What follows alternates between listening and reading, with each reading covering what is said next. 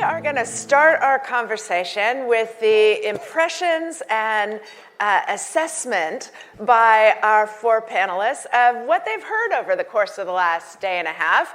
And I'm going to start with the guy who has the best job title in the IISS, John Raine, the Senior Counselor for Geopolitical Due Diligence. John, what'd you hear and what do you think about it? Thanks, Kori. I just about know what my title is now, thank you. But I guess many in the room will forget that. I hope you don't forget me and what I say. The great thing about speaking at the end of the day is that, this day in particular, is you can get to recycle all the brilliant things that have been said by other people. So I'm just going to have a stab at bundling up some of my impressions based upon the insights and contributions of all of you. And I have a very strong sense this year that we're looking at Middle East, which is changing its geopolitical shape in many ways. And we haven't yet seen permanent alterations to the political geography, to borders within the Middle East, but we've seen really substantive differences to the way in which Middle Eastern countries aspire to be, conduct themselves, and interact with foreign powers. And as ever, if there's a process of reshaping going on, that can either be done internally or it can be a result of external forces. And so to take the first one of those, I think the level of ambition that we've felt in the Gulf, both to develop Gulf countries and economies, and also to take a more forward role in the region and beyond the region, both in development and in conflict resolution and a developing influence, is quite a striking feature. And looking back 10 years beyond that, that's not something that we have always associated with this part of the world. That's an exciting new development.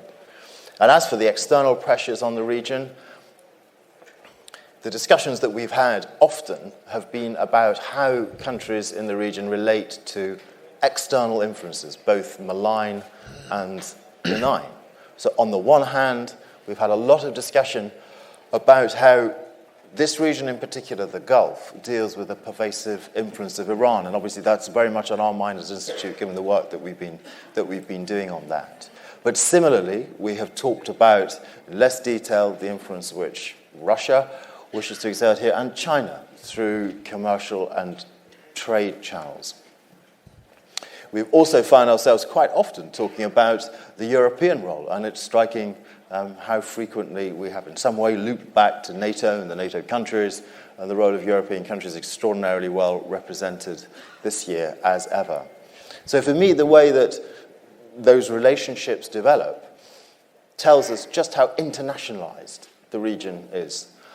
And when we were talking about the solutions that are available, I was particularly struck by this tension between the desire for workable, local, enduring solutions and the depth of internationalization, particularly of the Gulf. One has only to look at the waterways, the issues around maritime security, freedom of the seaways, just to see how global an area this is already.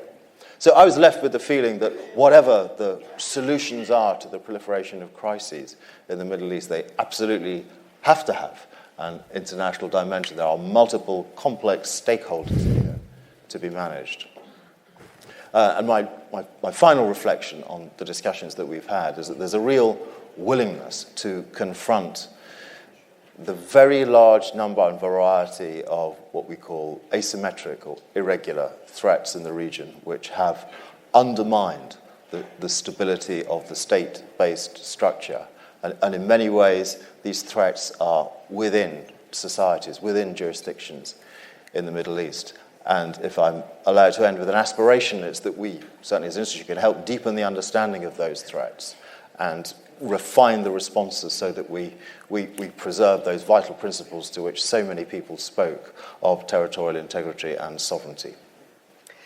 I too was really struck by the extent to which over the course of the last couple of days we heard anxiety about a potential diminished American involvement, at the same time a desire for greater regional solutions. I think navigating those two things will be a big part of the challenge going forward. Next up, Hasan Alhasan, fellow at the IISS Middle East office. Tell us what you thought you heard. Thank you, Kori. I think we heard a lot of interesting points from the Chinese delegation. I do want to expand on the geo-economic aspect of Gulf-Asian relations. I do like the title of the session, The New Geo-Economics of the Middle East, because I think it touches on the transition from the old transactional buyer-seller relationship between the Gulf states and the Asian countries and the Asian economies, where price competition was the name of the game, and the exchange was all about the Gulf states exporting energy in the form of oil and gas in return for finished consumer goods. And I think we're clearly transitioning away from that model into perhaps what one may call an integrated model, where we are jointly investing further down each other's supply chains. And I think the underlying principle today, the order of the day, is securing stable market access, be it on the supply side or on the demand side. So I think what this implies is that for the Gulf states, I think this explains the thrust of the Gulf states' investments especially into downstream oil and gas in Asia. We've seen a number of pledges. Saudi Arabia and Aramco, of course, and ADNOC of the UAE are both investing in large-scale refineries in Indian western state of Maharashtra. Saudi Arabia is acquiring a $15 billion stake in Reliance Oil, their downstream petrochemical and refining business. And I think Saudi Arabia is building Pakistan's largest oil refinery in Gwadar. And so we see a sizable presence of the Gulf states in downstream oil and gas in many of the Asian economies.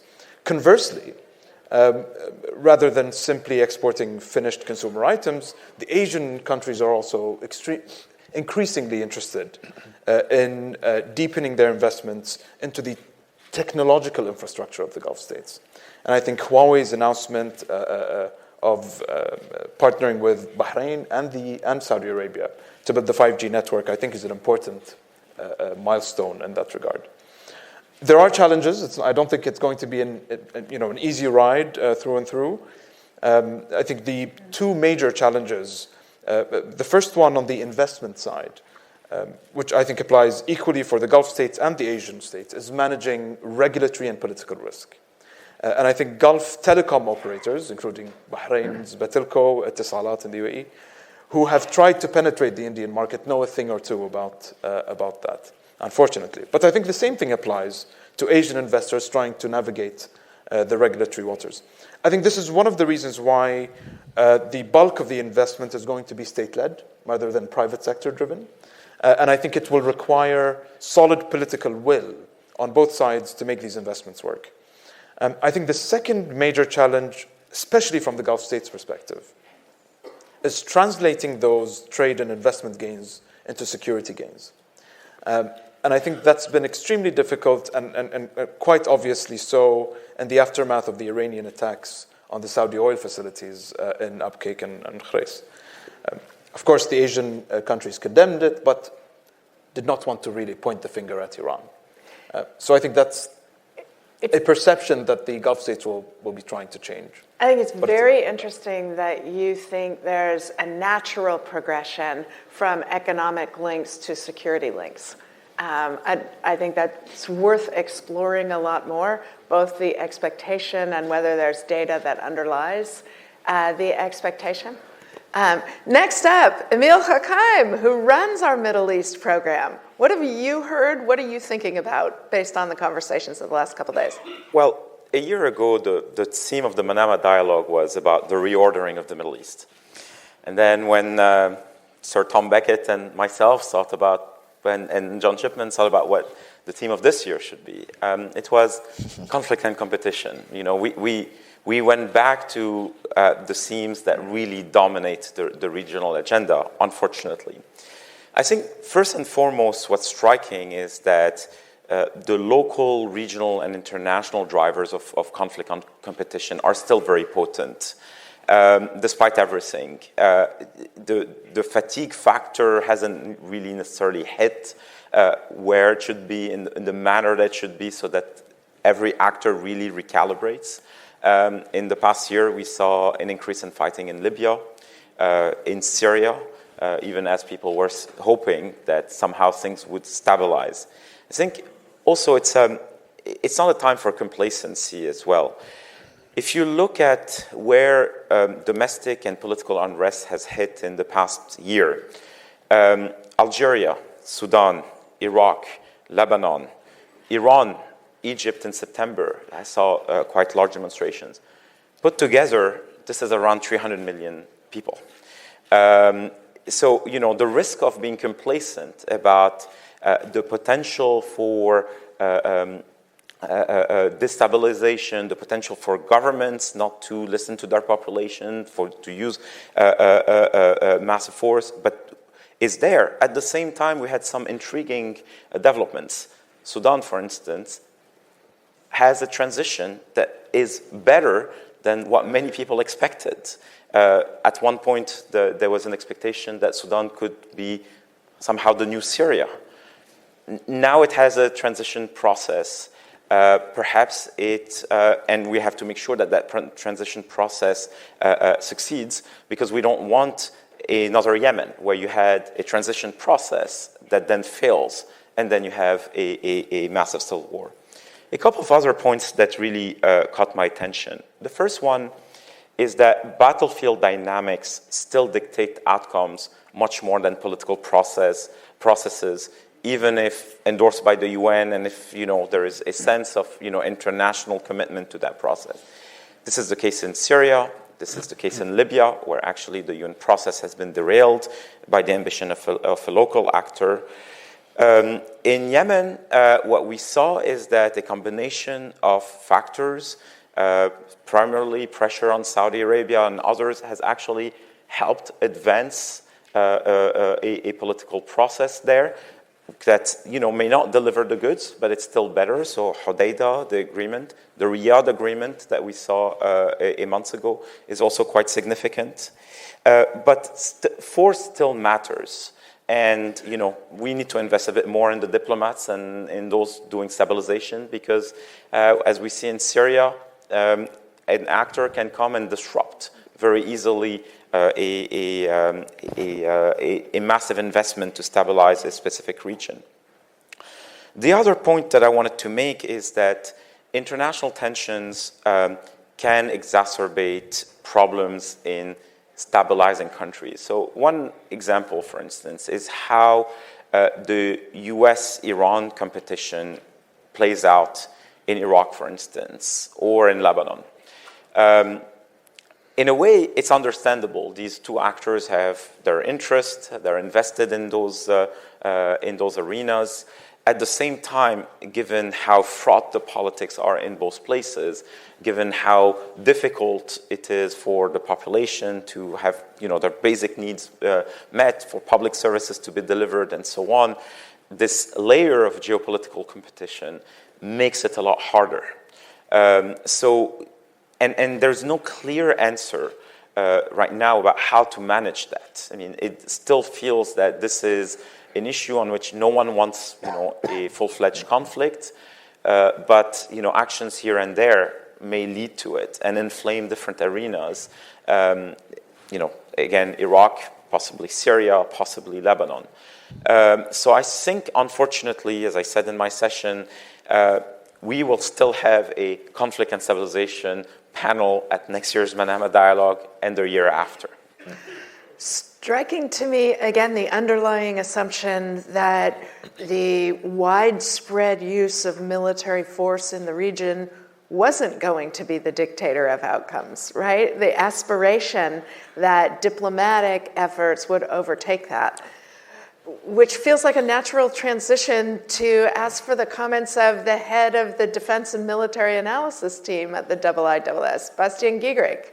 Kori, thank you very much. I wanted to add to our podcast conversation here a dimension that speaks to the global context in which our conversation here takes place. And I want to say a few words about about how European politics affect the conversation here, and adding to Emile's point about international tensions as a factor, I think international distractions can also be an issue, and the menu is rich, ranging from our conversation about the future of NATO, which played here at the margins of the Manama Dialogue, the conversation about the strategic autonomy of Europe, and of course Brexit is a factor as well. I just want to maybe say a word about that NATO conversation, because I think we heard different visions and ideas from several important NATO countries here at the dialogue, and I think there are three dimensions that I think spell trouble in terms of the lack of coherence. And the first one is what I would call an emerging values gap among some of the allies that perhaps played out in the conversation between Turkey and Germany that we heard yesterday around the basis and the legitimacy of certain actions amongst allies. The second one has more to do with how NATO allies can invigorate the commitment enshrined in NATO's Article 5 around collective defense, the collective defense guarantee that has now been put in question by the presidents of 2 out of 3 NATO nuclear powers. That seems to me a bit of an issue. And the third one is how to deliver the capability readiness and spending commitments that would ensure better burden sharing, but also better capability and capacity to help stabilize and play a constructive role in conflicts beyond NATO's territory. And it seems to me that one of the problems that emerges from that is that when outside actors, outside powers look at the region, that people in the region have to unfortunately deal with a situation where the outside political will is located is not necessarily where the outside political or military, whatever you want to call it, resources are located. So you have to manage that increasing divergence, perhaps. And those who want to do things are not necessarily the ones who have the means to do them. And I think the other impact and implication is just the multiplicity of voices that I think we have heard, and the different pulling in slightly different directions when it comes to stabilization and what stabilization means in practice, and the order of and the preference order of the different instruments for stabilization. And I think that makes it harder to come to solutions and advance a collaborative approach. So my last line is going to be just to say, John Shipman mentioned at the beginning of this 15th IISS Manama Dialogue that we're seeing countries building their strategic personality, and we see that in development. And it seems to me that based on some of what we heard from the European players involved, Europe needs to be careful that it doesn't build its personality disorder in this regard, and I think that is something that worries me a little bit. So I noticed 2 similarities, 2 themes that I heard a lot of in the last couple of days that I also heard at the IISS Shangri-La Dialogue last spring. The first was the anxiety about ebbing American interest and engagement, which I didn't anticipate hearing in quite the same way in both of these 2 environments, given that the United States national security strategy is emphasizing the Pacific so much more. I was surprised I heard it equally in both places. The second thing I was really surprised by, and Hasan, you picked up on it as well, the idea that countries in the region are going to be forced into trade-offs between what they view as their prosperity agenda and their security agenda. And that's not something I at least had heard previously in this regional conversation, and I thought I heard a lot of it this time. John, do you have any reflections on that? I think the security imperatives are so strong that inevitably that's going to be the default position. The interesting point that Hasan made was the diversification of economies in the Gulf is a really exciting departure, to use polite language. In other languages, it's very risky. And it may be that in the opening up of economies, and as Hasan illustrated extremely well there, in the forging of different international relationships to underpin those economic plans, there are new security dilemmas and new security challenges. So for me, it's all bundled up with the changing shape and identity of the region and shifts in the very comfortable geometry in the Gulf, which we've been used to. Some of those will be benign, some of them will be a bit risky. The other thing I was surprised by was the effort on the part of American participants to reassure countries in the region of our continuing interest by using military metrics. Servicemen deployed, number of exercises, and how little traction that seemed to get. Was Bastien, Emile, do you have a different reaction to that? No, I think that's a very good observation, and I think again it is one that actually applies to this region, but goes beyond. And we've seen parallel conversations in other parts of the world where there seems to be a disconnect between the perception in the region of what is going on and the metrics that are being presented. And I think that reassurance that we heard is important. But I wonder whether it really hit home, whether it really resonated. And because it seems to me the voices we heard from the region were concerned about the political and diplomatic commitment, and not so much about an extra deployment here and there, unless it forms part of a recognizable strategic narrative for the region, which I don't think they felt they heard. Emile? Certainly. I mean, the perception of U.S. retrenchment in the region is pervasive. The way I put it is that President Obama made the professorial, intellectual case for it. It sounded good, but it played out pretty badly. And President Trump is making the God-driven argument for retrenchment and a change in how the U.S. Operates in the region.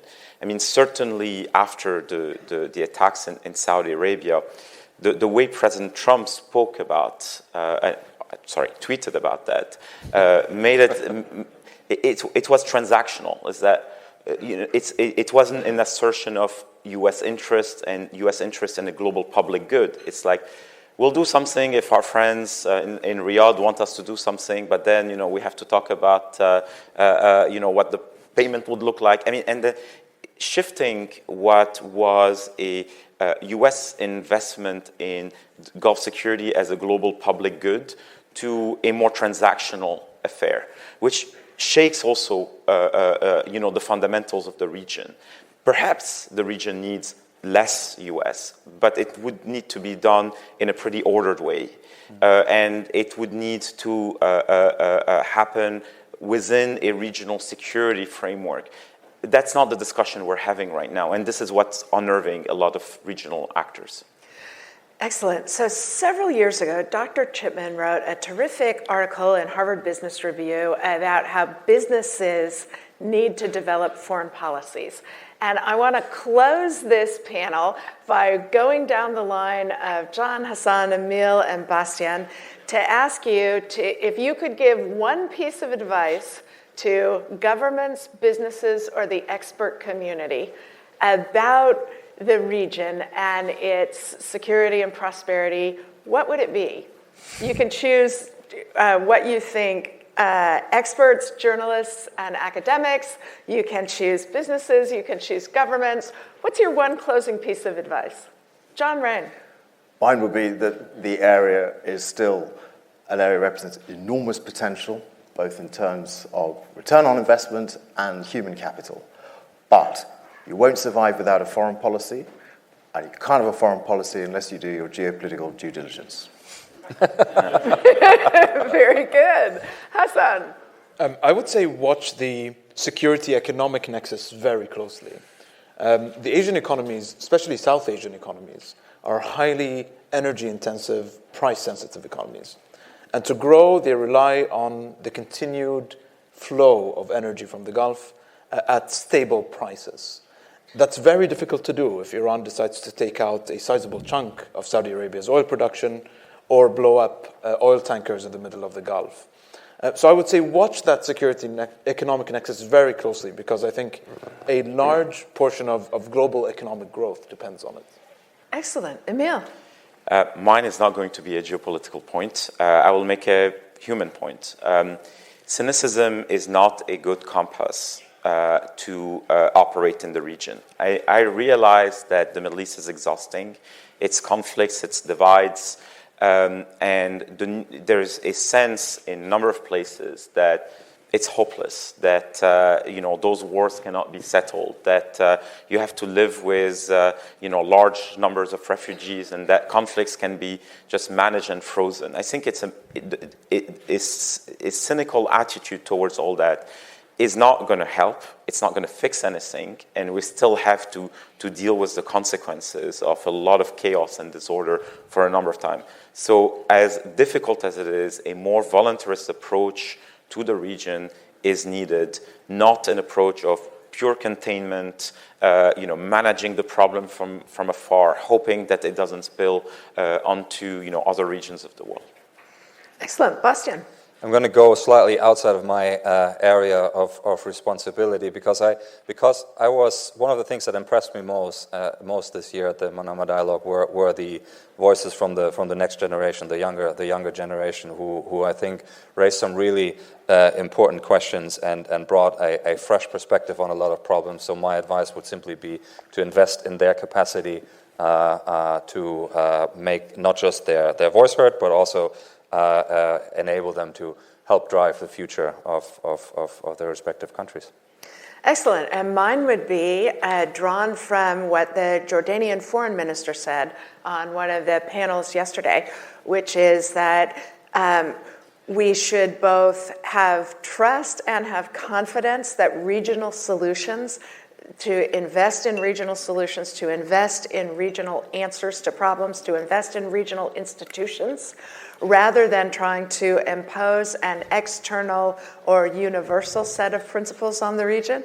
We ought to really trust in the region's ability to solve problems, and we need to invest in the region's ability to solve problems.